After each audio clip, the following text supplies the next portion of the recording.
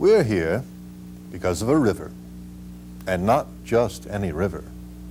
She spans a continent, and with her tributaries forms one of the great river basins of the world. New Orleans was founded where it is because of that great river, and in time she became a magnet, attracting to her commerce and people, trade, industry, for working and for living. Around the Queen City of the Mississippi grew other smaller communities, each with its own unique blend of people, each with its own reason for being, each with its own history. In time, the legislature would call her Jefferson Parish, but she would always think of herself as the free state of Jefferson, a community as storied, as lively, and as interesting as her more famous sister, New Orleans. A community is not formed by political considerations, not by lines drawn on a map. It is rather the mixing and mingling of people that in time produces a community, the daily living together that changes a place into a home. Welcome to Jefferson Genesis, the story of our community.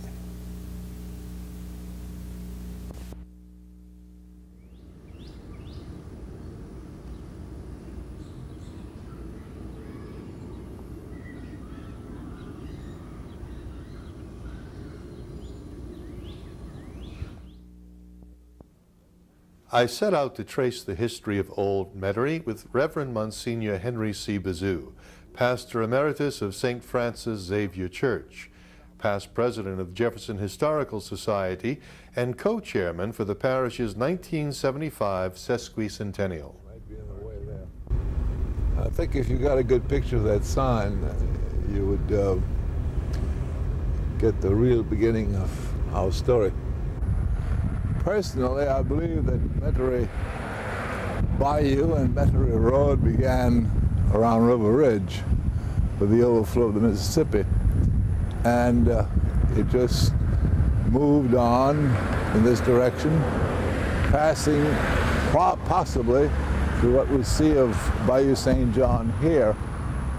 But this is a well-named historic marker, Metairie and Gentilly Ridges, because Gentilly Ridge is nothing else but a continuation of the Metairie Ridge by way of Grand Route St. John, which I think is a misnomer, because originally in the map of Montigny of about 1740, he refers to a pathway leading from the Vieux Carré to Le Petit Bayou, which was Bayou Sauvage, or later on Indian Bayou, and still later on Gentilly.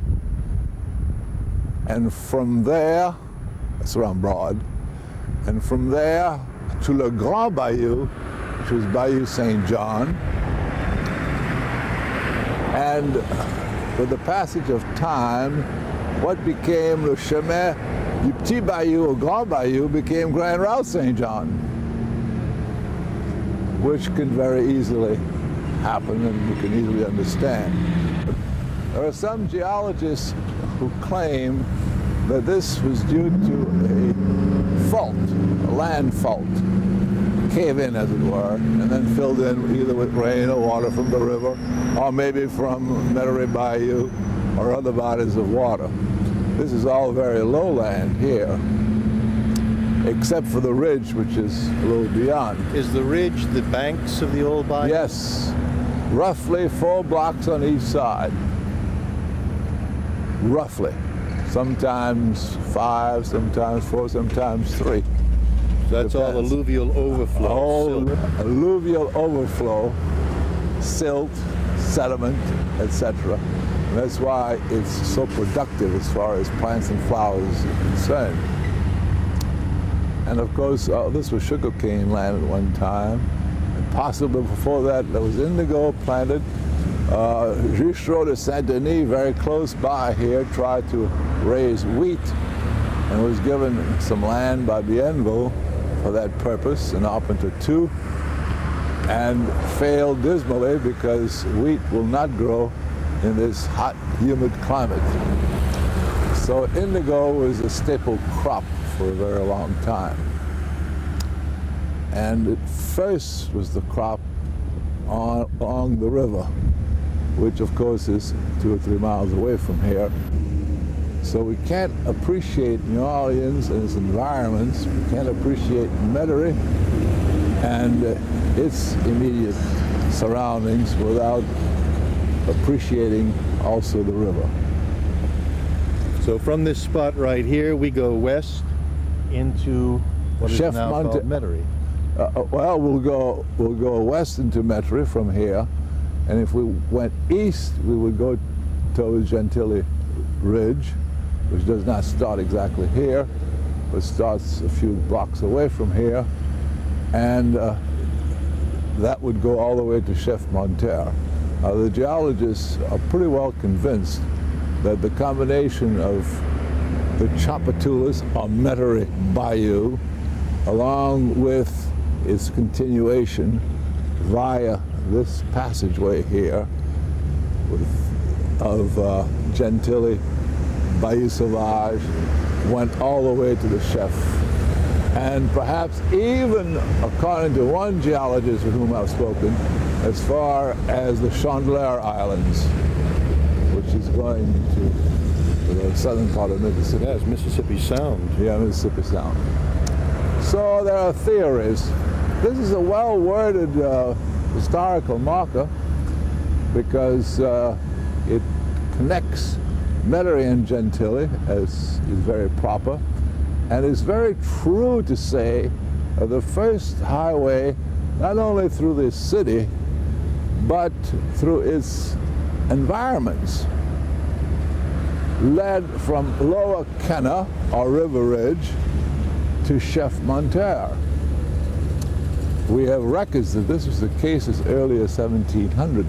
The early settlers, Bienville, Father Paul Dury, etc., trudged from Bayou St. John to what we know today as the Vieux Carré. Water up to their knees, according to Father Duruy's memoirs, because this was all very lowland, except for the ridge, but they couldn't always stay on the ridge or Bayou Road, as we know it today. They had to go off a little bit to investigate, explore, and they found themselves in marshes and swamps and etc. So Bayou Road really is New Orleans' oldest street, and the Gentilly Metairie Road are really the oldest expressway, if I may use the expression, for the metropolitan area, at least on the east bank. And this expression here, during prehistoric days, there was an overflowing into Lake Pontchartrain, is very accurate. And the receding waters created the ridges and their accompanying bayous, which connected right here at City Park with Bayou St. John. And City Park Avenue of today is the old-time Metairie Road. Exactly. About a century ago it was changed. As we stand in City Park, we can't help but be reminded of the great benefactor of public education in both Orleans and Jefferson parishes was John McDonough. And we're standing on property which was one of the many tracts of land that he owned in the metropolitan area of his time. While his place of business was in what is today the CBD, we know that he lived across the river in what was long known as McDonoughville, which is now integral to Gretna, in the old Sieur de Pradel house, which unfortunately has been destroyed. McDonough's tomb, although his remains are not in it because they were transferred to Baltimore, which was his place of origin, is in McDonoughville and has his code of life inscribed on it. And perhaps one of these days we might show that to the public We'll find it. I'm sure you'll have no trouble finding it. What's the code on it? It's a code of life, his philosophy of life. And it's very well worthwhile, and it has some very high ideals. But as we look at this tree here, we are reminded that a tree in City Park is well known as the McDonough tree. And while I can't say for sure that this is the McDonough tree, we can tell from its girth and its vast expanse that it must have existed long before McDonough acquired this property. The property had passed through many hands earlier and passed through other hands later on. This became a city park not all that many years ago, although it's much older than Audubon Park, because Audubon Park was called a New City Park. And this was not given the name of City Park until the 19th century, and has been greatly developed. But what is also of interest to us who are studying the Metairie development is that the last remnant of the Metairie Bayou is right beyond this tree, and it's about the last vestige. What exists in Metairie Cemetery is really not a remnant of Metairie Bayou. It's a lagoon that is man-made. But what is in City Park, according to the authorities, is actually a relic of the Metairie Bayou, or the Tchoupitoulas Bayou. We're also standing on a piece of property which was long known to the pioneers of New Orleans as l'Ancien Village de Kalapissa, the ancient village of the Kalapissas. And according to several maps which I've studied, the village of the Kalapissas extended from roughly Bayou St. John up to at least the 17th Street Canal. The Kalapissas were an Indian sub-tribe, and not a very important one, but a very friendly tribe. And the French were on very good terms with them. And there is no doubt in the world but that the Kalapissas, besides living mainly prior to the arrival of the French along Pearl Rivers, because there are two of them, also traveled a great deal, even though they were, to a large measure, planters. They tilled the soil, but they were also huntsmen. And they were also sort of watchmen, because the word Kalapissa means those who observe, and they watch out for the enemy. They also established themselves in this area. And one of the monuments, if I may use the expression, which is a surveyor's expression, for the old map makers was the Kalapissa village. And there's no doubt that it extended from Bayou St. John to probably what is now known as the 17th Street Canal, which I will try to define for you in the course of our conversation. So this was the ancient village of the Kalapissas. And we have a picture of the Kalapissa chief's hut done by a man who was sketching in 1732, a French pioneer, and also one of that temple. Exactly where the chief's house was, where the temple was, we cannot say. But we do know that the artist did design those two structures within the city of what he called La Nouvelle-Orléans at New Orleans, because he really was referring to the Isle of Orleans, but that's another story. There are very few cities in the United States that have as large a complex of cemeteries along a ridge as the metropolitan area of New Orleans, including, of course, Metairie. There are 7 or 8 cemeteries, and we're standing here in front of the one that's closest to the city proper. It's called Holt Cemetery. It's a cemetery where mostly black people are buried, and its age is unknown to me, but I can only say that the first of the cemeteries, and possibly this was among them, began to be opened and used in the 1840s. I know specifically that it was in 1841 that St. Patrick's Cemeteries 1, 2, and 3 were purchased from a free man of color by the name of Jason. And that cemetery, complex of cemeteries, 3 of them, would occupy 3 tracts of land. And there are many thousands, tens of thousands who've been buried there. I've seen in the records that in the yellow fever epidemic of 1853, there were 1,110 people buried in St. Patrick's Cemetery in the month of August alone. So there was an average of 30 burials or 35 burials per day. Around the same time as St. Patrick's was opened, there was the opening of Greenwood Cemetery and the Oddfellows Cemetery, which we will pass and see along Metairie Road, the Potter's Field, which was discovered, uncovered, excavated during the past year on Canal Boulevard, and the road had been built there over is a Masonic cemetery. There are 2 Masonic cemeteries along here.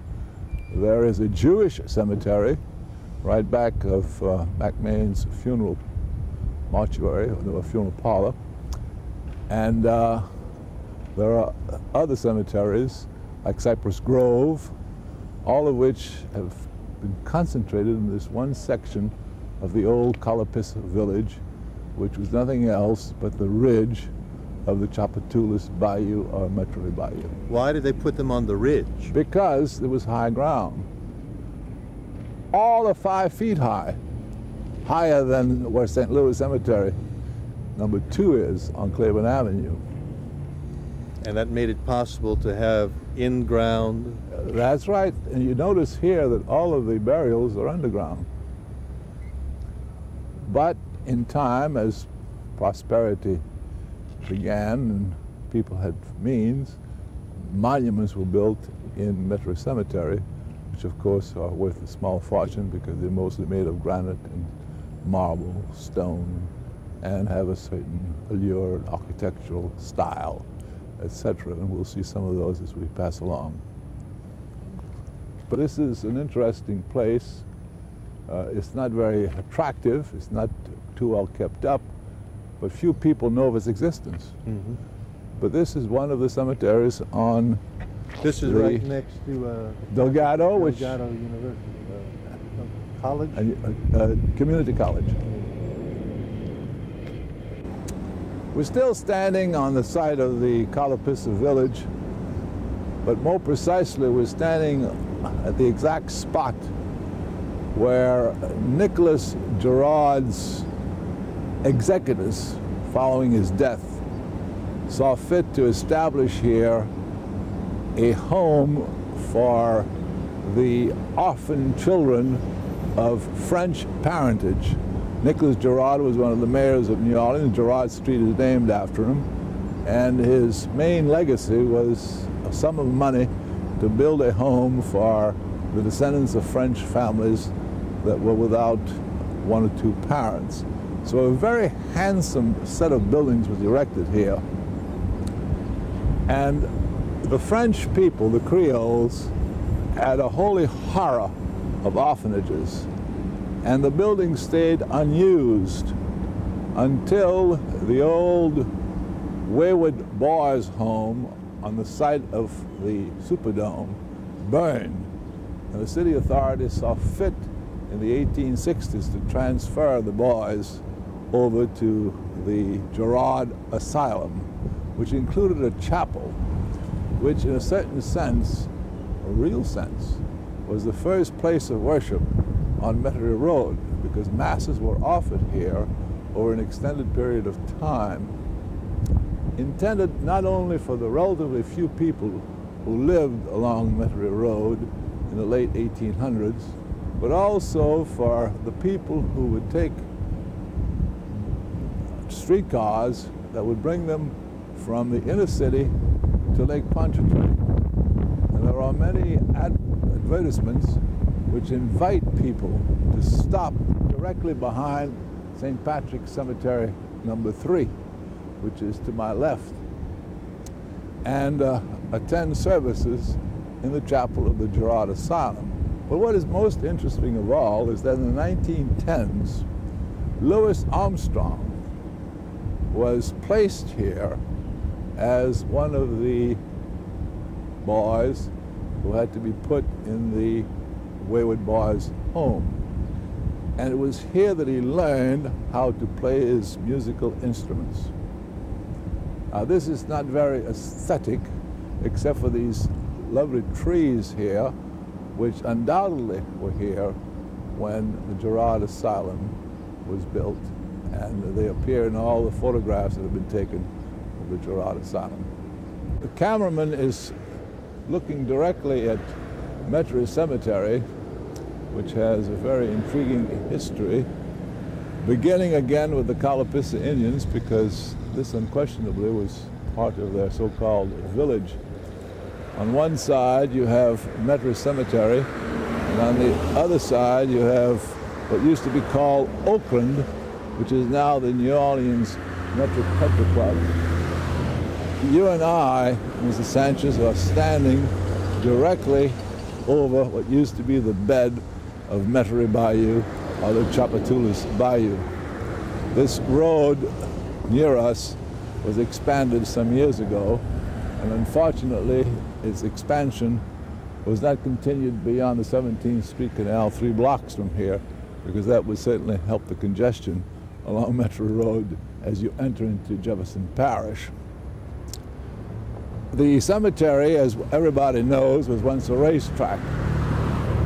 Well, there were some very famous races prior to the Civil War. Immediately after the Civil War and during Reconstruction, racing was not a very lucrative sport, and some businessmen joined together and purchased the property and converted it into Metairie Cemetery, using as an area for the main graves the course of the Metairie race course. And that's the way the contours are in the cemetery today. The great expert on Metairie Cemetery, of course, is Mr. Henry Gandolfo, and I hope that you'll have a chance to interview him, because he's been involved in Metairie Cemetery now for 73 or 4 years. Directly across the way, where we have the New Orleans Country Club, again part of the Kalapissa village, there is a 303-year-old live oak, which I like to think is the oldest living being on Metairie Road. If anyone can discover a tree or any fossil or excavate something that's over 303 years old, I'd love to hear about it. But 3 centuries is not exactly day before yesterday. Also directly behind the country club, which I'm facing, we have the property of former Edgar Stern and Mrs. Rosenwald Stern, great benefactors for the metropolitan area, and of course the owners of Longview Gardens, which have a very interesting name, because the Kalapissas not only lived here, but they also had a place about 40 miles upriver at Vacherie. And that area was called La Longue Vue de Kalapissa. That is to say, the wide view that they had from one side of the river to the other. And remember, we said some time ago that the Kalapissas were like watchmen. They were observing enemies, whether they were Indians or the newcomers the French settlers and French explorers. And one of the reasons perhaps why Can Brûlée is so called is because, as one memorialist states, the canes were burned in order to allow the watchmen to observe those who would go up and down the river and shoot arrows at them while they were in their pirogues or in their skiffs or whatever mode of transportation they were using. To my left is the 17th Street Canal, which is at this point the dividing line between Orleans and Jefferson Parish. It was not always the case, because many decades before, Jefferson Parish extended all the way to beyond Metairie Cemetery once it got its name. The 17th Street Canal has a very interesting history because it is nothing else but the extension of the Palmetto Canal, which in turn is the extension of the Washington Street Canal. So it has a long route to follow to drain the city of New Orleans and now a good part of Metairie, which is to my right. Why is it called the 17th Street Canal? Well, when Zimpel, the great surveyor who plotted the city of Carrollton, which is directly ahead of me, he decided that each of the squares would be 650 feet by 650 feet. Therefore, there were only 17 streets between the riverfront, which had been the McCarthy plantation, and before that had belonged to the Lafreniere, and after that had belonged to Louis César de Le Breton, who also owned this property. The 17th Street turned out to be the last street for Carrollton. And later on, a canal was built to extend the Washington Street Canal and the Melpomene Canal and others that connected to help to drain the city. Now, this really would be the 34th Street Canal, because streets normally are about 300 feet square. But it has retained its name. On the other hand, if we go on the other side of the airline highway, it is not called the 17th Street Canal. It's a canal that's running along Monticello Street, which, by way of the River Road, or the Tchoupitoulas, old Tchoupitoulas Road, would be the entry from New Orleans into Jefferson Parish in 1825. And it's well called Monticello because it was at Monticello that Jefferson, as a retired third president of the United States, was living at the time of his resignation. And also it was there that he died on July the 4th, 1826, just a year and some months after Jefferson Parish was established. So the first street of Jefferson in this area happens to be the last place that Jefferson was at and where he is currently buried. His remains lie. But this is nothing else but a continuation of the canal which originated around Monticello and crossed over to the current airline, which used to be Villeray Street, and then met the Palmetto Canal and brought the water all the way to Bucktown. That pumping station down there. The pumping station has been there for about a century. It has some of the largest pumps in the world, designed by A. Baldwin Wood, who was a great engineer. And the building is a very interesting brick construction and is very sturdy.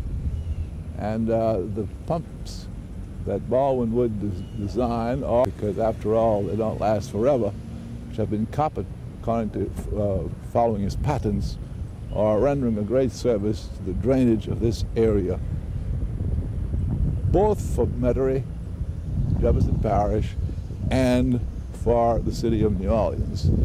Across the street, Maryland is the first of the 3 streets of Old Metairie Burg. And I'm looking at the back of the houses along Maryland. And it's interesting that by a surveyor's mistake, part of what is the back area of Maryland is in Metairie. The front part is in Orleans Parish. So that you may have a person sleeping in the back room with his head in Jefferson and his feet in Orleans. This is the old property, farmer property, of the Bards family.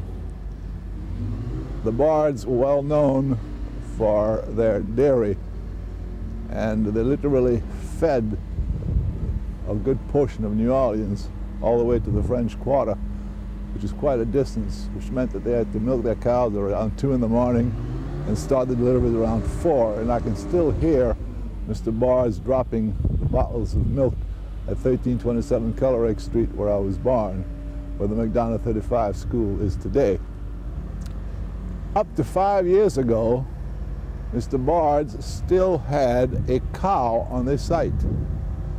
And this construction that's going on, including these piles here, are indicative of the transformation that has taken place during the last 3 or 4 generations in Old Metairie, because the original owners of the early 20th century were all dairy men. You had the Massets, you had the Bards, and you had other families that owned property here. Now there is construction going on for either condominiums or for townhouses. Property was sold not too long ago. And I want you to notice that since we are at some distance from Metairie Road, there will have to be pilings put into the soil here. Some of them probably 50 to 60 feet long, 50 to 60 feet long, because the soil here is silty, sandy, and you have to go pretty far down before you strike solid ground, which tells us about the alluvial element of Metairie. And the fact that as one leaves Metairie Road and goes towards the lake, the land is not as solid as it is very close to the Metairie Road. You don't need foundations for most of the buildings unless they're very large buildings on Metairie Road. But in this section here, you need pilings and other firm foundations. You can't build on the ground because a building will not stand, it will begin to crack and so forth and so on. The name Metairie itself. The name Metairie is nothing else but a little farm which was part of a larger domain of huge tracts of land, in this particular case owned by probably Joseph Claude Villard de Breuil, who owned property from right above the Bienville lands at Monticello Avenue, going all the way to probably La Barre Road, and from the Mississippi River to the lake, a distance of about 4 miles, which is a big chunk of property. De Breuil and his neighbors, the Chauvin brothers, Joseph Chauvin de Léry, Louis Chauvin de Beaulieu, and the famous Nicolas Chauvin de Lafreniere, all owned property from river to lake. And they had many interests besides being indigo cultivators along the riverfront. They owned the Metairie Bayou, or the Tchoupitoulas Bayou, and they also owned the marshlands behind. And it was only after drainage, caused in good measure by the 17th Street Canal and underground drainage built in the present century, that this area here could be built up as it is with hundreds, if not thousands, of houses within Old Metairie. But we can't say that a Metairie is the same thing as a crop sharer, because there was no exchange of money between the proprietor and the lessee. There was an agreement between the lessor and the lessee that the lessor would provide all the implements, the seed, the animals, the implements, and the lessee would cultivate the Metairie, which was a piece of ground much smaller than the large domain, and which was on high ground. And when the produce would be brought to New Orleans or elsewhere, then the lessor and the lessee would divide the money that accrued from the sale or the bartering of the crops.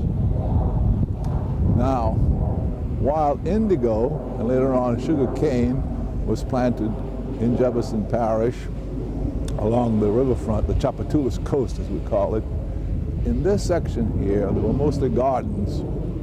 Therefore, fruits, vegetables were grown here, and these are the things that helped to feed the city. And it's also important to note that there were some cypress trees growing in this general area and also towards Kenna, in the marshes and in the swamps, in this direction going towards the lake. And the large property owners like the Chauvins and the Dubois would have their slaves cut these trees, and they had mills, and they would send the lumber over to New Orleans, and it was with this lumber that many of the buildings prior to the fire of 1788 were constructed. One of the buildings was the Church of St. Louis, which is on the site of St. Louis Cathedral today. And we have a record that Dubois gave some of his cypress lumber to build that church. So did the Chauvin brothers, so did the people around Kenna and other parts of East Jefferson. We're standing on North Line, which is so called because originally it was the North Line of Carrollton. And you remember we've said that Metairie really is an extension of Carrollton. As a matter of fact, one of the main streets in Old Metairie is Carrollton Avenue, not to be confused with North and South Carrollton in New Orleans. But this area here is the Metairie Country Club Gardens, and back of me is of course the Country Club, and along here you have some beautiful mansions. This area always reminds me of a great Gothic cathedral because it has 4 rows of trees which are like the nave of a cathedral with arches, and it's considered one of the most exclusive areas of the city of Metairie.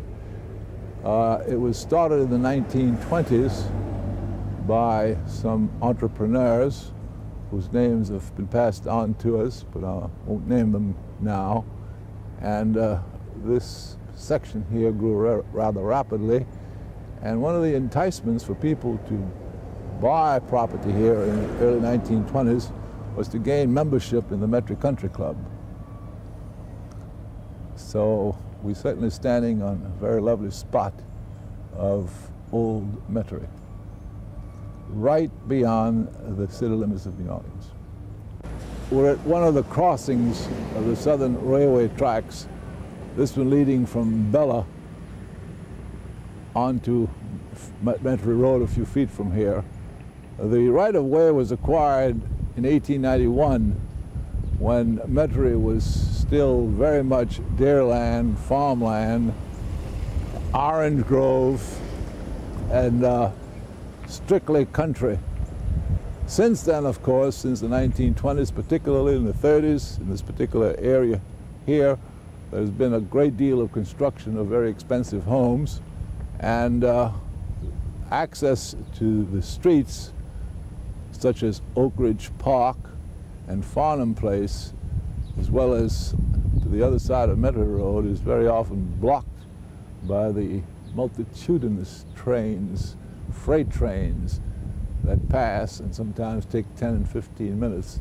So there's been a great movement for many years now to move the tracks, but it's going to be quite a difficult thing to do because the railway acquired its right-of-way nearly 100 years ago, and I don't know of any railway that gives up its right-of-way that readily. Actually, at this spot here, you have not a pair of tracks, but you have two pair of tracks. And the reason for that is because during World War II, when the enormous amount of freight was being passed, the railways had the authorization to add a second couple of tracks. And this complicates matters a great deal because quite often these crossings are blocked for an extensive period of time. The history of Kenner revolves around the railroad. Railroad's responsible for the growth of Kenner in a lot of ways. The OK line, to a large extent. Is that true of Metairie, or is it more of an impediment? No, it's an impediment. The railroads did not help the growth of Metairie. All it did was to cause a lot of bad blood on the part of the property owners. We return to St. Francis Xavier Church to continue our conversation with Monsignor Bizou. It's rather appropriate that we're continuing our conversation here right behind St. Francis Xavier Church because the Catholic Church was important to the development of Metairie. Very much so. There's an old saying, you know, build a parish and you'll draw people. Build a church and a school and you'll draw even more people. And I think that this was back of the mind of Captain John Vincent, who owned a very extensive piece of property in Old Metairie, running practically to Carrollton and starting more or less at the present Southern Railway tracks, which we visited together. It was a pie-shaped piece of property which he owned as far back as the 1870s, after he had made a fairly good living out of being a Mississippi River captain. But in the case of Vincent, he acquired a rather narrow piece of property running along Metairie Road and going into the backlands of what we call Old Metairie today, or the lands that mark the end of Carrollton, which had been plotted in 1833 by the famous surveyor whose name has been misspelled so often, Zimpel. In the 1890s, decided that he would make a gift of part of his property to the Archdiocese of New Orleans for the erection of a parish. I'd like to call your attention to the fact that what was the property to become the 17th Street Canal and the adjoining budding streets such as Maryland and Bel Air and Old Metairie-Burg. Old Metairie-Burg on one side and Metairie-Ville on the other, belonged to free people of color who had acquired the property from Don Almonesti Roas, who in turn had gotten it from the Capuchin Fathers, who had the property in the name of the St. Louis Parish Church. And up to the year 1800 and a little beyond, the people who were living in Metairie-Burg and Metairie-Ville were free people of color, except for the largest landowner of all, and that was Alexandre Baudin. The Capuchins had like a plantation there, but they didn't have a church established. They had never established a church along the old Metairie Road or Metairie Bayou. There is no indication at all of their having done so in the latter part of the 18th century.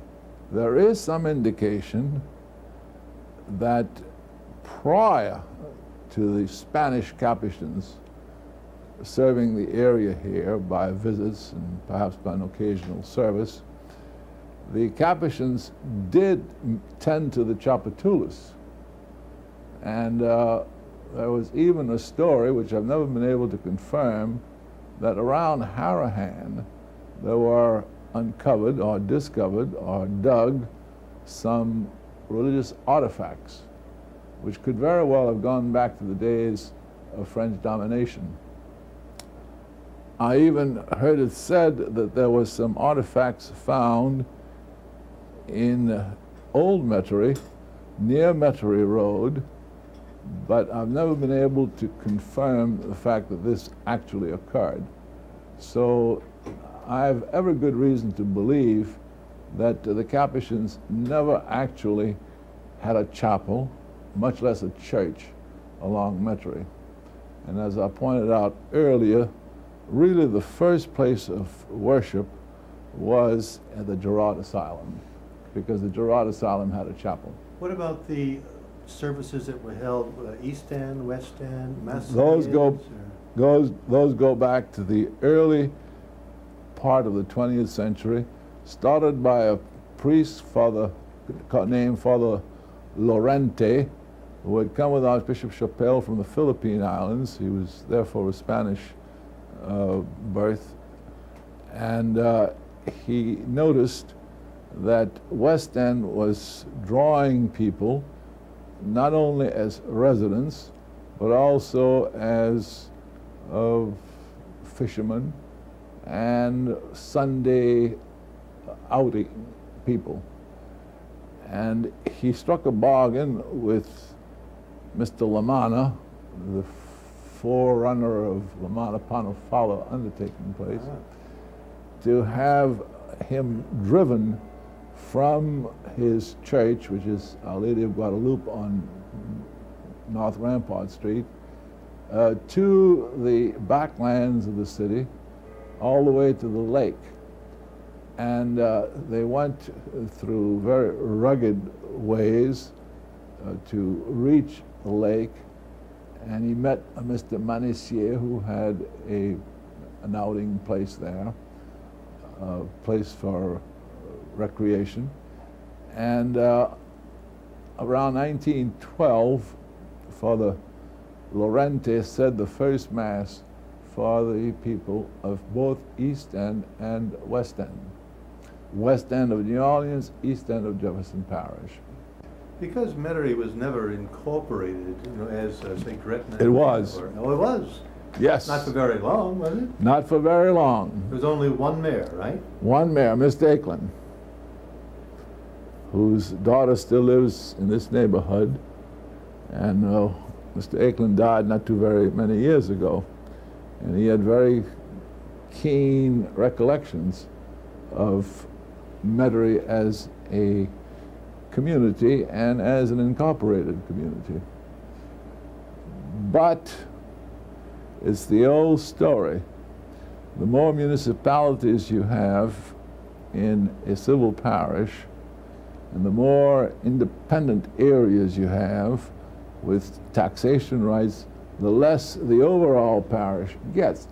And we're seeing this right now in Kenna and in Lafitte and in other parts of Jefferson Parish. I don't think that the parish fathers of Jefferson are too anxious to see incorporated communities spring up, because they like to keep control of as much of the land area, the usable area, as possible. Now, this was the problem with Metairie. Metairie was going to acquire a great deal of income because, first of all, it had a racetrack, not one, but later on 2 or 3. And the matter was brought to the attention of the courts, and they ruled against the establishment of Metairie as a separate municipality. And I think Metairie, within your lifetime and mine, will remain an incorporated area. The most notorious, I suppose, figure in the history of Metairie, and I know that your view of him, if I may use the word, is irreverent as regards a normal one, which was that he was a great patriot and hero, was Nicholas Chauvin de Lafreniere. Yes. Why don't we give the gospel according to Bazou on Lafreniere? Because it's not what I read in my civics book. Well, of course, de Lafreniere was a product of his times, as all of us are. His father had been an extremely prosperous plantation owner. He was one of the three Chauvin brothers to have extensive property at the Tchoupitoulas, all the way from river to lake. And Nicolas Chauvin de Lafreniere Jr. was given the opportunity that most of the young people of his time did not have, and that is that he was able to go to France to study. And he spent about a dozen years in France studying law and eventually became a barrister. And coming back in 1763, he came back as king's attorney. And he came back with orders that he was to suppress the Jesuit community, which had been in New Orleans area in Louisiana for a good 40 years, having acquired their land by purchase from Bienville himself. And they also acquired, or they were about to acquire, land from Villard de Breuil, on whose property we are now seated. Their real property, however, the one that was most productive and did the most good as a missionary center, was between Common Street and Felicity Street, and from the river to the last branch of Bayou St. John. De Lafreniere was given orders by not so much the King of France perhaps as by the mistress of the King of France at the time, to suppress the Jesuits. And he had a series of charges, none of which really would be supported today by an honest, upright court. And so he saw to it that not only were the Jesuits to be expelled, but their property was to be sold, that their chapel was to be destroyed, that their home, their Metairie, was to be razed to the ground, and that even the graves or the cemetery was to be desecrated. So he was rather ruthless in that respect. On the other hand, a few years later, in 1764 and 5 and 6, while the Spaniards were taking their time about receiving Louisiana from France, he wrote a great deal with a great deal of eloquence. He spoke a great deal about keeping the Spaniards from taking over Louisiana, because he was a very ardent Frenchman. And he has left us a legacy of a desire for freedom, not so much in the sense that the American revolutionists did, that is to say, a seeking of independence, but rather holding on to the allegiance that he had to a monarch, that is to say, the King of France. And he had a holy horror of becoming a subject of the King of Spain, even though he was a cousin to the King of, not he, but the King of Spain, was cousin to the King of France. So he was really the ringleader of the insurrectionists that kept Ulloa, who had been sent by the King of France to take over Louisiana. Ulloa never actually raised a flag over New Orleans, and this was one of the excuses that Lafreniere gave to foment the revolution, and it was that, and also see to it that Ulloa was forced to leave New Orleans aboard a ship that went on to Havana. When word got to the King of Spain that there had been an insurrection against him and against his country, then he sent over O'Reilly, Alejandro O'Reilly, who was given orders to see to it that there would be just retribution for the insults that had been hurled against His Catholic Majesty. And de Lafreniere and 6 of his compatriots were pinpointed as being the ringleaders. One of them was Villeray, who was head of the German coast, successor of Darensbourg, and he was not put to trial because he died or was killed is very moot. I was not there. The historians have varying stories. He had died before the revolutionists went to trial in October of 1869. Now, de Lafreniere had his good points, but de Lafreniere was also a self-centered individual. He was greatly in debt, as we know from history, and he was looking after his own interests in fomenting this revolution. And yet, I feel that it's proper that the great park should be named after him. I feel that we should have a monument in his memory.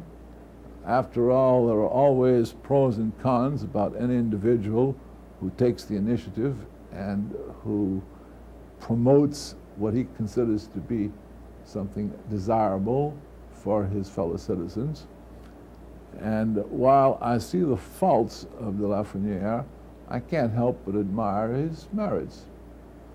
And I think this is the only Christian way to do it. You have to weigh the pros and the cons, and sometimes the cons seem to outweigh the pros and vice versa. But let's be generous and look upon him as a hero, as he was long considered a hero, and many poems have been written about him. But I can't help but detect his faults and admit them. But I don't write about them. But I will talk on TV about them, so somebody can refute me.